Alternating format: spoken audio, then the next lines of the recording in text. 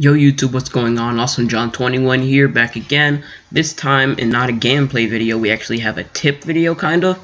It is the Team Affinity Stage 3 cards. The MLB The Show dropped it for, it's not out yet, but they told us the cards and their attributes yesterday, which was the 26th, Friday.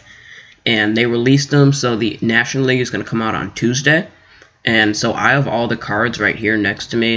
They're not in the game, like I said. I just have the attributes and stuff from reveals, like people like Kaline, Scuffy, Spore, and a couple other guys revealed some cards. So we're going to go through all the cards basically. In another video, we're going to rank them. But in this video, I'm just going to go through what my thoughts on the cards are.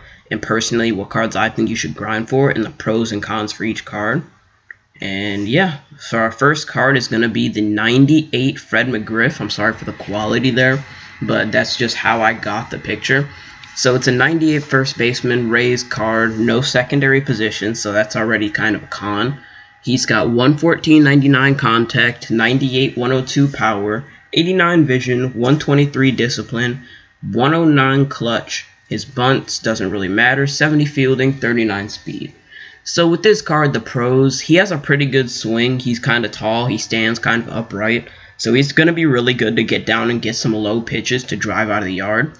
And his swing is just always going to be good. He's a nice all-around hitter with that contact, 114-99. His power is pretty high. His vision's pretty good. So he's also not just a power hitter. He's also just a pretty good all-around hitter. Like maybe a good 5 hitter if you don't have Thames or David Ortiz or anybody. And he's also got, like I said, got that good power, 98-102, so he is going to hit some dingers, but he's also going to hit some doubles for you. Now the cons I have, he's a first baseman with no secondary position, which isn't really good considering that there's guys like Ortiz, there's Thames, there's guys that are going to be your first baseman, and I just don't need to grind for this card because he's just not going to be on the team. He also doesn't have that much speed, 39, but he's a first baseman, so you're not going to see a lot of those first basemen, with speed. But that's just something I'd like to see. So next up we have the 98 Don Mattingly Yankees card. He can play first base, left field, and right field, so that's already a pro, that position flexibility. He's got 115-105 contact, 77-80 power, 122 vision, 92 discipline, 92 fielding, 75 arm, 80 accuracy, and 40 speed. So pros, he's a contact lefty, so kind of like John Olerud, the 89 card.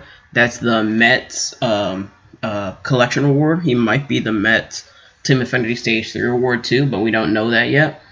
So he has that 115-105 contact, but a con for him. I mean, we're not on cons yet, sorry. He's got that diamond defense, 92. That's going to be great in the outfield for you. Left field, right field. He's not going to let a lot of balls get past him. Excuse me, I can't talk today. That arm is a little under average, but it'll make do.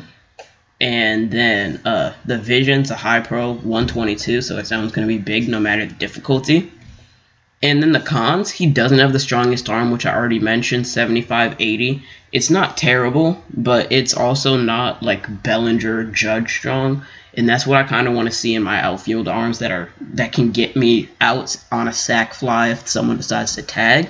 He's got low power for a first baseman, which isn't really terrible, except when you're looking for a first baseman, you're thinking Thames, Frank Thomas, dudes that'll hit it, that you think will hit a dinger, and not dudes like Mattingly that you think will get a base hit up the middle or a double to the gap. And then another cons is speed. In the outfield, that's actually going to matter a little bit because 40 speed in the outfield isn't really notable. Most outfielders have around between, I want to say, 50 and 80. And yeah, I just want that reaction's 82, so he's going to get a pretty good jump on the ball. But he's not exactly going to be able to track down deep balls at the wall. Next card up, we have Dwight Evans, the 98 Red Sox award. He can play left, center, right, and first base. So he's got 89, 116 contact, 88, 98 power, 94 vision, 125 discipline, 94 fielding, 99 arm, 96 accuracy, 82 reaction, 66 steal. So this is already one of the top defenders in the game once this card drops. Now, Dwight Evans, he's a new legend this year. He has a 92 overall card. That's a flawless award. That was the second flawless BR award set that came out. Nobody really needed that card. Personally, I don't like Dwight Evans as a whole. His swing is like Dave Kingman, and Dave Kingman's swing is terrible. So I personally don't like this Dwight Evans card. He's a nice bench bat versus lefties. I kind of see him, like I said a little bit ago, I kind of see him as Dave Kingman because of he's good versus lefties, not the best versus righties. And he's also got a big stance, loopy swing. He's 6'3", so it's kind of tall. And but he's a bench bat versus lefties for me. He's a really good defender, like I already mentioned, and his position flexibility also works out. Because if you don't have any room in your outfield, because you have, let's say, Mantle and Sheffield or Mantle and Reggie, you can always stick him at first base, which I wouldn't recommend, but it's your choice. Cons, terrible swing. I already said that. He's not a good starter. I already said that, and he doesn't do well versus righties. Those are three big things that you can't really look past. I think he can be made work if you're a good hitter. But if you're just like a guy who hits good with the guys that are supposed to hit good, I would not recommend starting Dwight Evans. Next card up, we got the 98 Jim Palmer, first card for him this year. He had a couple cards last year, that was pretty good. His arsenal, he's got a 4-seam, a 12-6 curve, which is really slow, like 69. It can go down to slider, 2-seam changeup. That's already a really good arsenal. He has got 124 stamina, which is tied for the highest in the game with Hal Newhouser. 101 hits per 9, 89 Ks per 9, 91 home runs per 9, 91 walks per 9, sorry, I can't see that, 94 home runs per 9, 111 pitchers clutch, which is kind of good, like in the 7th inning when you need an out, 88 control, 80 fielding, 99 breaks. So this card is mainly going to focus on its off speed, even though he has 2 fastballs. But the main thing with Palmer, I think, is the fact that his heater can hit 98 and his 12-6 can hit 69. So that differential is going to be something you really want to work with, and it's going to be pretty easy to work with. So the guys, a big con I'm going to start with here is the fact that he's the Orioles team affinity, and the Orioles don't have a good team affinity like at all. Mancini was not good at all in the beginning of the year to grind for, and Ryan Mountcastle was okay, but not a lot of people got that card because no one did Mancini. But Jim Palmer is actually a pretty good card for a rotation. He would be the third, if we're basing on overalls in God Squads, what's his name? Jim Palmer would actually be the number 2 starter because Newhouser's a 98 too, and then Kluber's the only 99. Everyone else is below that. But this is actually a nice card that I'd love to see in the game, and if some people actually decide to grind for it, I would love to see how he actually pitches with this weird motion. So next we got Harmon Killebrew. So this might be the best card in this entire team affinity. He's the Twins card. He can play third, first, and left. He's got 102, 92 contact. That's okay. Power, 121, 125. Versus right, that's 4 points off from the max. He has the max power versus lefties, so that's already a great sign. 96 vision. With a power hitter, you don't usually see a lot of vision and contact, but he does have this. 125 discipline, once again max. 112 clutch, 99 durability, 63 fielding, and 70 arm, 65 accuracy, 39 speed. So really with this card, you're going to play him at third. Some guys might play him at first because of how bad his fielding is. I would not argue with that, except Killebrew is the best card in this team affinity stage 3 in the AL. With that power, I'm going to need to get this card. I have Buxton already, but I do not have their Alec Thomas, who is their, no, Alex Kirilloff is their stage 2. I'm going to have to grind for Twins so I can get this Killebrew card because he is definitely going in my lineup. 99 overall, he might be on my team in the end game. Next up, we got George Brett, 99. He's another one of the top cards here. He's got 123, 114 contact, 85, 80 power. So perfect fly balls are going to get out for him. 120 vision, which is really high. 106 discipline. And then he's got 85 fielding, 80, 82 arm, 62 speed. So this card, he can play third and first too. You're going to play him at third, obviously, with that good fielding. This card is a contact hitter. If you're going to put him in your lineup, I might as well recommend putting him like second maybe, behind like a good right-handed hitter like Sandberg or like Jackie Robinson or something. So with this card, I really like the card. I'm going to get him because I have the Royals Stage 1 and 2 done. So I'm going to have to get him for Stage 3. But I like this card. He's a contact hitter, slap hitter, 85-80 power. So perfect fly balls are definitely going to get out for him. They better or else I'm going to be angry. And that 120 vision's a great sign. So I mainly have my games on Hall of Fame and All-Star, sometimes Legend, so that vision is really going to help me out when I get this card. Next up, we have Paul Konerko. He has 96-107 contact, 95-106 power, 100 vision, 98 discipline, 106 clutch, 60 fielding, 60 arms, 62 accuracy, 35 speed. Not much to say about this card because you know who he is. Paul Konerko, first base, no secondary, 97 overall. You know he's a power hitter. They gave him some contact and vision this year.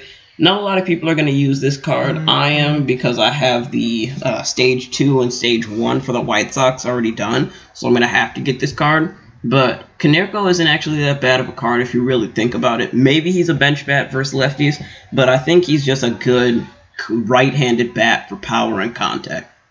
Next up, we got my hometown team, Kaline for the Detroit Tigers. May he rest in peace. He has got 107, 122 contact, 87, 95 power, 113 vision, 112 discipline, 117 clutch. And he's in his fielding, he's got 96 fielding, 93, 95 arm, 80 reaction. Jeez, that's not Dwight Evans good, but that's still good. 62 speed, 51 steal. This card is mainly a, like, I wouldn't say bench bat. I want to say he's going to start for a couple guys, but not the Tigers Affinity, not a lot of guys did it. So he's not going to be on a lot of teams, but I know his 99 last year, he was a goon for me because I hit so well. His swing is good. He's got that good power. It's okay. It's kind of low for a starting outfielder in MLB The Show 20 right now, but it's all right. He can also play first if you're not going to put him in the outfield, which I don't know why you wouldn't put him in the outfield, but if you put him at first, that's all right. He's got amazing defense, high contact, high vision. His power is kind of mediocre, but he is the Tigers Affinity. Not a lot of people did it. 86 Matthew Boyd, 90 Daz Cameron, and then this Kaline. Not a lot of people are going to do the Tigers Affinity, but this is actually a pretty good underrated card. Now we're going to go on to the AL West. First up, we got the Athletics card, Catfish Hunter.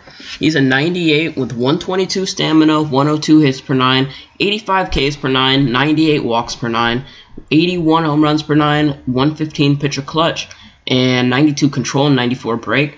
Repertoire, he has a two-seamer. His main pitch is a four-seamer, then slider, changeup, curveball, two-seamer. This card is kind of actually underrated. I know a lot of people aren't going to get him, but I think he's actually really good. His motion's kind of funky, so he's going to get a lot of deceptive swings, and his repertoire is not terrible. The thing I want to see with this card is how much he can actually control with that 98 walks per 9, because if he can hit his spots with this repertoire, this card is actually low-key nasty. So I can't wait to see what some guys think of this card. Now we got the 97 overall for the Rangers, Michael Young. I was a little bit surprised by this one. He has one card this year. That's the 84 Rangers collection card. But Michael Young's got 121, 115 power, which is kind of, contact, not power, which is kind of expected because Michael Young was a contact hitter. 79, 73 power. He was not a power hitter. 102 vision, 91 discipline, and 119 clutch. 85, 80 fielding, and 58 speed. So when I first looked at this card, when I saw Michael Young, I automatically thought, oh, shortstop. I can't even put him on my team because I have my creative player at shortstop. I'm not putting away months of grinding just to get that maxed out creative player, using all those stubs, all those innings on that creative player just so I can put him away from Michael Young. I'm not going to do that. But then I looked at it. Michael Young can play first, second, short, and third. So he can play all around the infield, still have diamond defense. That's probably not what I'm going to do because he is a 97 overall. I kind of want my team to be powerful. My leadoff hitter is going to be Eric Thames and then Jackie Robinson. There's just no room for Michael Young on my team. I have Joey Gallo and Josh Young, so I'm probably going to get this Young card. Maybe I put him on the team for a little bit because he's a contact hitter when I get up to Legend difficulty, which I'm at right now. But we're going to see on that one. With this card, I want to see. I don't like that he doesn't have power, and I don't like his speed. But his defense is good, his vision's good, and his contact is good, which is actually pretty good to see. That 102 vision actually helps a lot, especially on higher difficulties. Now we got the Mariners, Jay Buhner. Now he had a 95 card last year. It was sort of similar to this one. This one's a 97, can play all around the outfield. He's got 89, 99 contact, which is kind of low. 108, 116 power, which is what Buhner was known for, was the pow-pow. He's got 70 vision, which is kind of low. 122 discipline, 101 clutch. Now the fielding, he's got 85, 99 arm, 87 arm accuracy. The 85 is for his fielding, 70 reaction. So if you have this card, his reaction's not going to be good, so he's probably going to get a bad jump on the ball. But trust me, people are not going to test Buhner's arm. 99 arm, 87 accuracy. That's almost as high as you can get. So no one's going to be testing Buhner for sure. He's got the power, he's got the arm, except the vision and the contact are kind of turnoffs. And then he's the Mariners team Affinity, and they didn't have a necessarily good one. They had Kyle Seager and Evan White. Not a lot of guys did that. So if this were a bigger team with a better face of the franchise card, I could see a lot of guys getting Buhner. And then the last team we got is the Astros, bang bang, Jeff Bagwell. Holy cow. He's got 104, 125 contact, so he's got maxed out contact and discipline already out the gate. 101, 110 power, 91 vision, 98 clutch, 81 fielding, 62, 60 arm, 61 speed. This card, if this card could play any position besides first base, he would probably be on the team. But he's first base, no secondary, so I can't pick him up. I mean, he's so good versus lefties, and his stance is so glitchy. I really want this card, but I can't see myself actually having to grind to get a card that's going to ride the bench.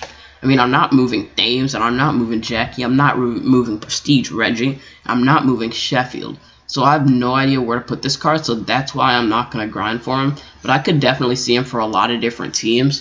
Bagwell's plus is this power and his swing. He's the con is first base, no secondary. That's the only con I have. It's kind of a big one, so that's why I'm not going to pick him up. He is a 99 overall, though. So this is actually a pretty good card to pick up. And then the last three teams we have are the Indians, the Blue Jays, and the Angels. The Angels, these are all teams that haven't had the rewards leaked yet. They're going to be on Tuesday when the rest of the NL is announced. Except for the Indians, Blue Jays, and Angels, they're hidden rewards. So for the Tribe, I have Jim Thome as the hidden reward. First base, no secondary, left-handed hitter. I'm going to have to see what... I'm probably going to get him because I have Stage 1 and Stage 2 done for the Tribe. But Jim Thome is probably going to be a really good card. Carlos Delgado for the Blue Jays. It's kind of... I don't think it's actually going to happen, but if it does, it'll be excellent because I know he's good. And then for the Angels, I got Troy Gloss. I didn't really know who else to say, but he might happen. So I want to thank everybody for watching this video. I didn't mention it earlier, but if you enjoyed, make sure you drop a like and subscribe down below. I'm trying to get to 10 likes on this video. If we meet our goal, we will get a 50 bundle. A 20 bundle, not a 50 bundle. But yeah, if you have any questions, comments, concerns, drop it in the comments section. And DM me on Twitter if you have any more questions at SportsGuyJohn. I stream on Twitch 3 times a week. AwesomeJohn21 on Twitch. I'll drop a link in the description. Appreciate y'all watching.